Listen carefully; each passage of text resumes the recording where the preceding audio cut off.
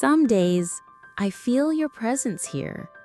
Not because I can see you or hear you, but because I know what it feels like to sit quietly and search for something gentle to hold on to. Maybe you're listening while riding the bus, or lying in bed with your eyes half closed, or just needing a soft space to breathe in the middle of a noisy day. Whatever brought you here, I'm glad you came. And even if you don't say a word, I feel like you're quietly telling me something. That maybe you're tired, that maybe you're trying to grow, to learn, to understand yourself a little more. That maybe you're holding on to hope, even if it's small. Right now, I'm sitting by the window. It's raining a little. The light is soft, the world feels slow. And in this moment, I just want to talk with no pressure, no expectations. Just two people sharing a quiet corner of the day. This space isn't just about learning English. It's about learning how to be kinder to yourself in the process. So take a breath. Let's begin. Together. Slowly, softly. Have you ever tossed a small pebble into a still pond? At first, it feels like nothing, just a quiet plop. But then, gentle ripples begin to spread, farther and farther. Soft, consistent, reaching places the pebble never even touched. I think learning English, or growing in any way, is kind of like that. It never begins with something loud.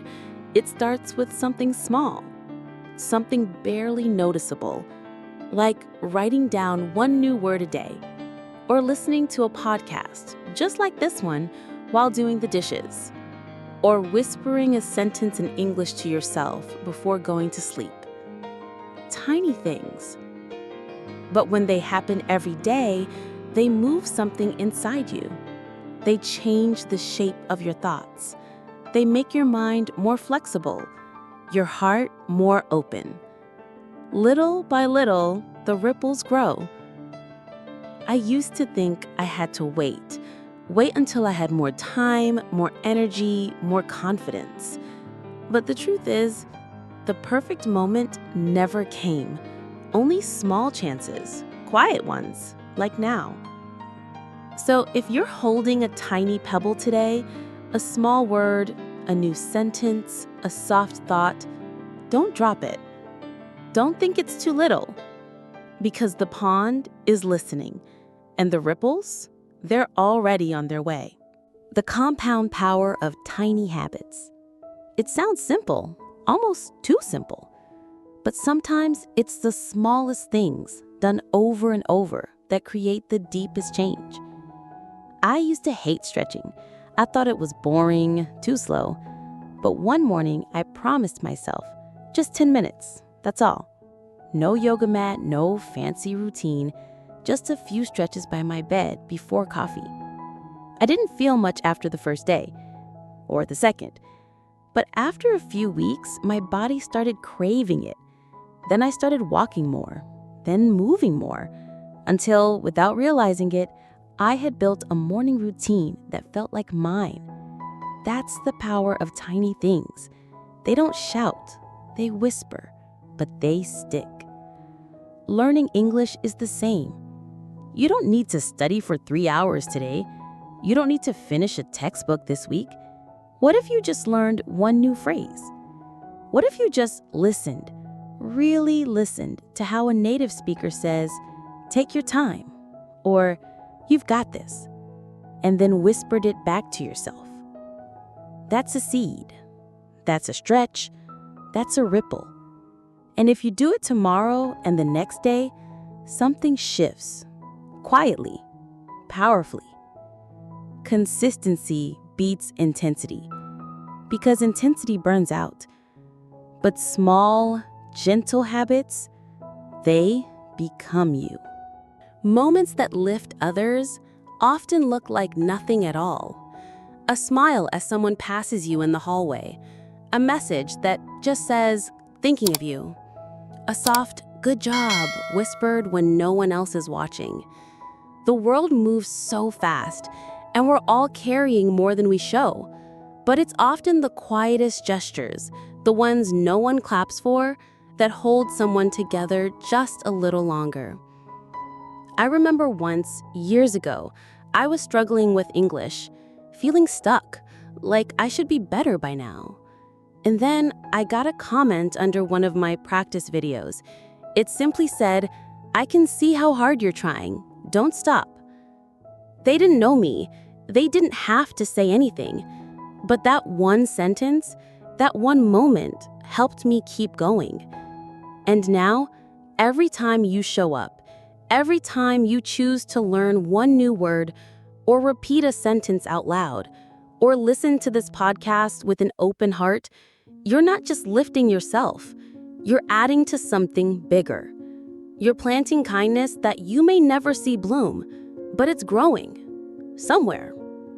Because every time we show ourselves patience, we learn how to show it to others too.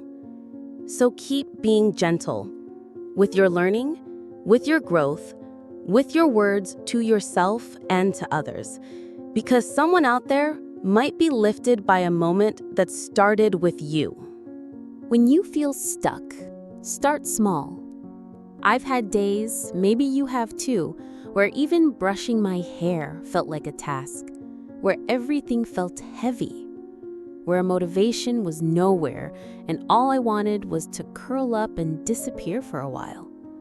And during one of those seasons, I remember I sat down one morning with a notebook. No pressure, no big plan, just 5 minutes. I wrote down what I saw outside the window. A tree, a cloud, a shadow on the floor. It wasn't poetry, it wasn't life-changing, but something shifted. Not because I felt ready, but because I started, even when I didn't feel like it. There's a phrase I hold close to my heart. Mood follows action, not the other way around. We wait for the energy, but the energy often waits for us. If you feel stuck with English, if everything feels too much right now, maybe just whisper one word aloud today. Or listen to this podcast while lying on your bed. Or look at your reflection and say, "I'm still here." That's a beginning. That's enough. You don't have to do everything today. You don't have to fix the whole story.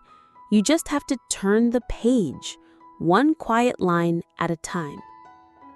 And whenever you feel like coming back, I'll be right here. How do you want to live today? Not next month, not after you fix everything, just today.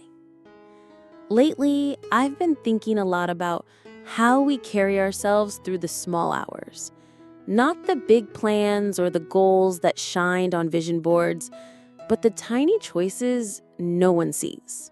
Like, do I reach for my phone the moment I wake up?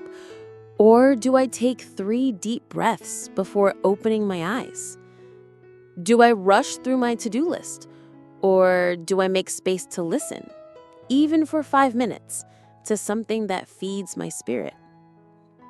This is what it means to live with gentle intention.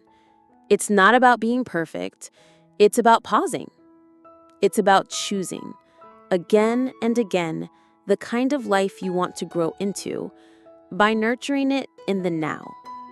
And yes, that includes the way you learn English. Are you chasing fluency with pressure?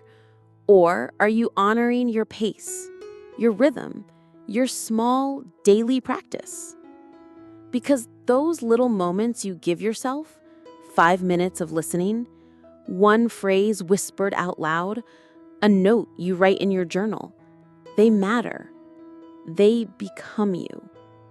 So, before this day ends, ask yourself gently, what is one small thing I can do today, just for me?